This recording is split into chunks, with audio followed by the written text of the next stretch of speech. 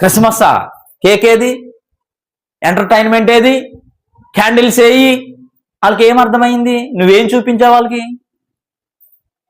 వాళ్ళకి ఏమి చూపించావో అవి లేవని వాళ్ళు అడుగుతున్నారు.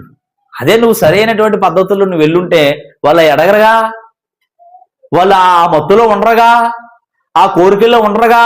అది మతం. మతం ఏం బోధిస్తుందంటే శాంతా క్లాస్ ఉండాలని చెప్తుంది. మతం ఏం బోధిస్తుందంటే క్యాండిల్స్ ఉండాలని చెప్తుంది. మతం ఏం చెప్తుందంటే డాన్సులు వేయాలని చెప్తుంది. మతం ఏం చెప్తుందంటే కోటాలు పెట్టాలని చెప్తుంది. మతం ఏం చెప్తుందంటే ఉపవాస మీటింగ్స్ ఉండాలని చెప్తుంది. మతం ఏం చెప్తుందంటే అవన్నీ ఉండాలి. కానీ ఎంతవరకు ఉండాలి? దేవునికి మనం ఎంత అనుకూలంగా ఉన్నామో అంతవరకే ఉండాలి. మనం అవే అని అనుకుంటే అది మతం.